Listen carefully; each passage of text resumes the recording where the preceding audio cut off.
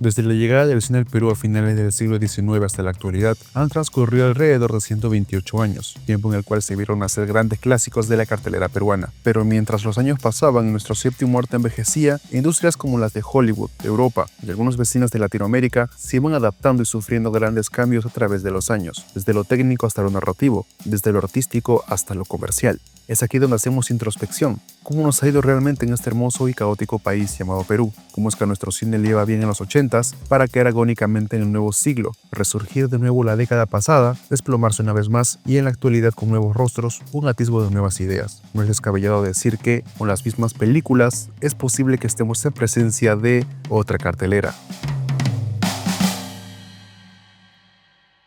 A comienzos del siglo XX, el cine en nuestro país nacía con Los Centauros Peruanos, un documental mudo sobre ejercicios de caballería del ejército peruano, inspirado en un metraje italiano. En años posteriores se grabaron más filmes, esta vez con una narrativa lineal, Luis Pardo, La Perricholi o Como Chaplin, una producción de Patria Films que imitaba el género de comedia inglés. En 1934 se realizaba la primera película sonora nacional, Resaca, de Alberto Santana. Las siguientes décadas fueron dominadas por autores como Ricardo Villarán y Sigifredo Salas, hasta que, en 1961, Luis Figueroa hacía historia con Cuculí, la primera película peruana en aymara. Figueroa llevó su trabajo al Festival Internacional de Cine de Moscú, marcando así uno de los primeros reconocimientos del cine peruano a nivel internacional. Los hermanos Chambi hacían lo propio con Lucero de Nieve y Armando Robles Godoy cimentaba esa gran escuela de directores con La Muralla Verde, a finales de la década de los 60. Alrededor del mundo, el negocio del cine iba en alza, pero en Perú se notó un atraso debido a la centralización, ya que solo Lima era acreedora de la mayoría de salas de cine existentes en el país. La profesión de cineasta en Perú no era rentable, y desde sus inicios se volvió marginada, provocando que el cine nacional se volviera tenue y de recibimiento modesto. Se estaba muy lejos de las epopeyas taquilleras que ofrecía Hollywood. Ya en los 70s aparecían nuevos autores nacionales como Francisco Lombardi y su ópera prima Muerte al Amanecer. Por su lado, Augusto Tamayo, José Carlos Huayhuaca y Pili Flores Guerra se sumaban para sorprender con cuentos inmorales. Con la llegada de los 80s, el cine peruano encontraba su perfil más reconocible, produciendo historias intensas, crudas y sociales, dando paso a su época más comercial, sin perder la calidad artística que diferenciaba a estos autores. El grupo Chasqui hacía acto de presencia con Gregorio y Juliana. Lombardi impactaba con La ciudad y los perros, y producciones como La fuga del chacal y La boca del lobo bajaban el telón de una de las eras más memorables del cine nacional. A inicios de los 90s, Alberto Durán se consolidaba con Alias La Gringa, Anda, corre y vuela, Bajo la piel y No se lo digas a nadie, decoraban una década de transición al nuevo siglo que cerraba con la icónica película de Lombardi, Pantaleón y Las visitadoras. Llegando al 2000, el cine nacional dejaba gradualmente su etapa más fructífera en ganancias hasta ese entonces. Su impacto cultural a nivel internacional seguía estando limitado, siendo el Festival de Cannes el destino más lejano por Sin Compasión en 1994. El nuevo milenio trajo Bala Perdida del recién aparecido Aldo Salvini, Tinta Roja, Django, 10 de Santiago, Mañana te cuento y Piratas en el Callao, como el primer filme animado en 3D hecho en Perú y Latinoamérica, desfilaban en la etapa del público más indiferente jamás visto en el cine peruano. Aún así, el gran cierre de esta década sería la primera, única y última nominación hasta ahora de una película peruana a los premios Oscar de la Academia a Mejor Película Extranjera. La teta asustada de Claudia Llosa haría historia, aunque perdería dicha categoría contra una película argentina. En la década del 2010 las películas no habían tenido un alza en cuanto a impacto y ganancias, sobre todo porque se venía de la gran expectativa que había dejado La teta asustada. Contracorriente sorprendía en Sundance y Octubre hacía lo propio en Cannes. Sin embargo, la taquilla seguía siendo apática y poco prometedora.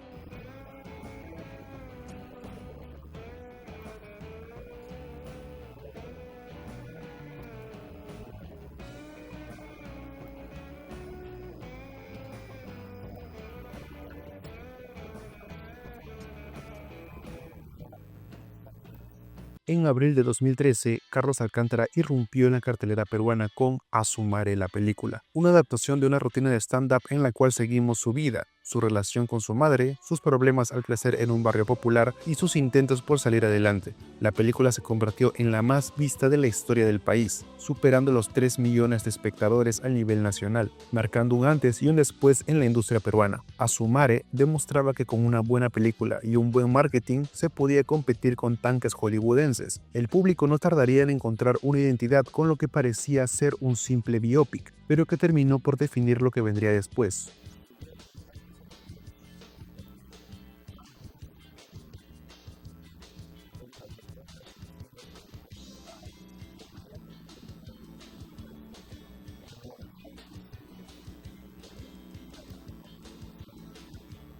Oficialmente el cine nacional recibía sus más altos números en la historia de su existencia. Este fenómeno impulsó una corriente de comedias románticas y ligeras producidas en su mayoría por Tondero Producciones. Algunas incluso llegaron a convertirse en franquicias como Locos de Amor o el propio Asomare, que con los años venideros llegaría a extenderse hasta con 3 películas más. Tanto la comedia como la comedia romántica se establecían como los géneros banderas del país a partir de ese entonces, con una fórmula sencilla, pero que funcionaba para atraer a miles de espectadores a llenar las salas de cine, renovando así la esperanza en la comunidad cinematográfica que por años había sido relegada.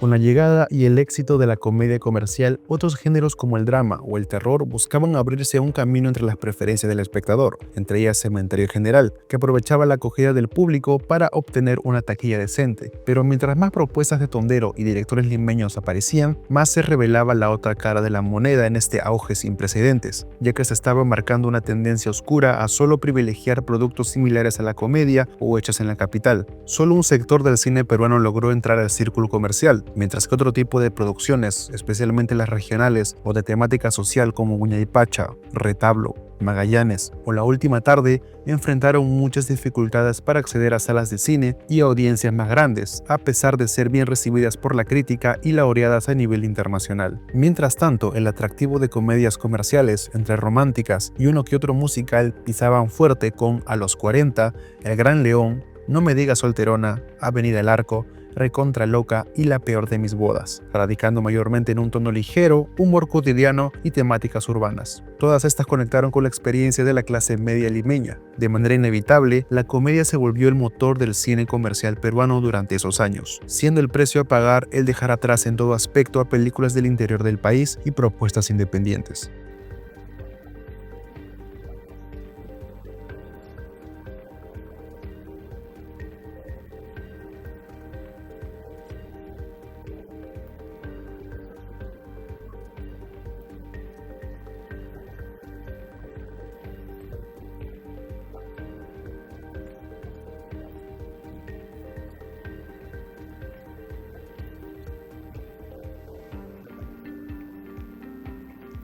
El panorama cambió a partir de 2020. Tras casi una década marcada por las comedias comerciales, surgió un quiebre natural impulsado por el cambio de público y el gran crecimiento de plataformas y redes sociales. Tras la pandemia, un nuevo espectador comenzó a exigir una evolución del cine comercial. Ya no bastaba con el humor cotidiano o las historias simples. El público, y sobre todo las nuevas generaciones, las cuales consumen más contenido digital que el tradicional, comenzaron a buscar historias distintas y con más profundidad. El impacto de Asomare fue tal que muchas producciones trataron de replicar su éxito desde 2014 hasta mediados del 2019. No obstante, hacia el final de esta etapa de comedias comerciales, la crítica y el público comenzaron a demandar más diversidad. La famosa fórmula comenzó a agotarse con secuelas que ya no rendían igual y que eran duramente criticadas, curiosamente como sucedió con Asomare Los Amigos, la cuarta entrega de aquel enorme éxito del 2013, reflejando así la caída de la franquicia y la saturación del mercado con productos similares.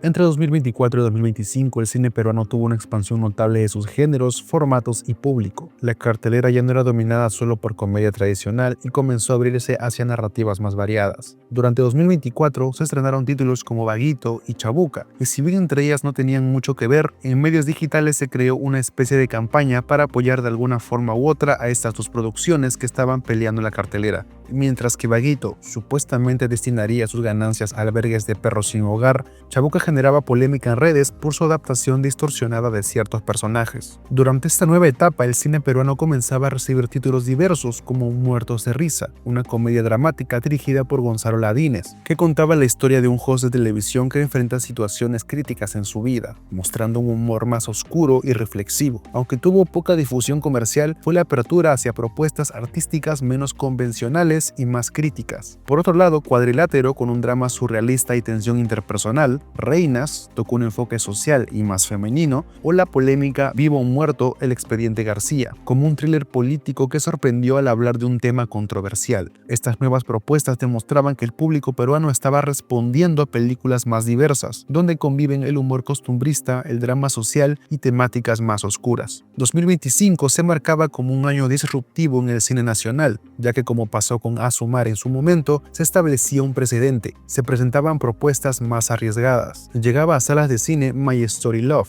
ópera prima del influencer conocido como Benjadóes, siendo la primera vez que veíamos una mezcla de romance con estética de redes sociales. La habitación negra, película producida y protagonizada por Jida Slava, se planteaba como un thriller de suspenso con elementos psicológicos, el cual causó revuelo en redes debido a su campaña de marketing y a toda la crítica que recibió la película desde su primer fin de semana en cartelera, siendo para muchos un ejemplo de una amalgama entre lo nuevo que se quería lograr con lo antiguo que se quería dejar atrás. Alfa y Bravo, protagonizada por Johnny Sare, youtuber conocido como Cholo Soy, y un cast muy presente en redes sociales, siendo una propuesta entre acción y comedia juvenil, también hacía acto de presencia para seguir el camino que poco a poco tomaba forma. Estos nuevos proyectos llegaban a cartelera buscando conectar con un público más joven, acostumbrados a narrativas rápidas, visuales y segmentadas. Si bien sus campañas de marketing podrían ser algo polémicas en algunos casos, al fin el cine comercial nos entregaba algo nuevo. Estos proyectos no solo incorporan nuevas sensibilidades, sino también nuevas audiencias, comunidades enteras que consumen contenido online y que ahora encuentran a sus referentes en la pantalla grande. Se intentó mantener con vida franquicias que fueron exitosas en su momento dentro del auge de las comedias, llegando así Locos de Amor, Mi Primer Amor. Sin embargo, parte de la crítica especializada y público espectador señalaban problemas con inclusión forzada, los mismos rostros de siempre, malas actuaciones y la explotación comercial de marcas que ya no generan el mismo impacto.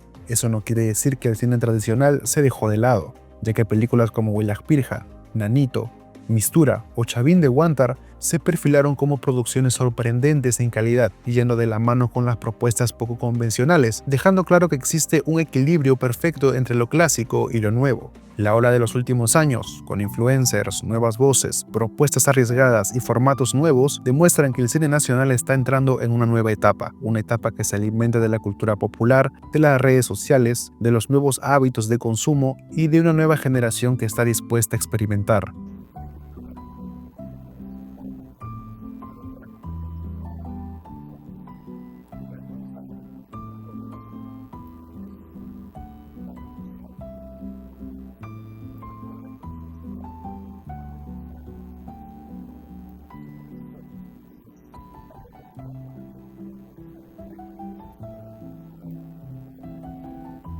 ¿Hacia dónde vamos? Nadie lo sabe con certeza. Quizás hacia una industria más diversa, quizás hacia una mayor mezcla entre lo digital y lo cinematográfico, porque mientras exista alguien dispuesto a contar algo nuevo e innovador, existirá un peruano dispuesto a darle la oportunidad de verlo, porque el cine peruano no está muerto, está mutando, y como siempre está esperando su próximo gran éxito. Una frase icónica no solo en la industria, sino en el mundo en general, dice que sin riesgo no hay historia. Nunca se trató de buscar o esperar al próximo Asumare, sino de propuestas nuevas, nombres nuevos e ideas nuevas. Ya se está probando que es posible que con películas distintas podremos no solo presenciar, sino imponer otra cartelera.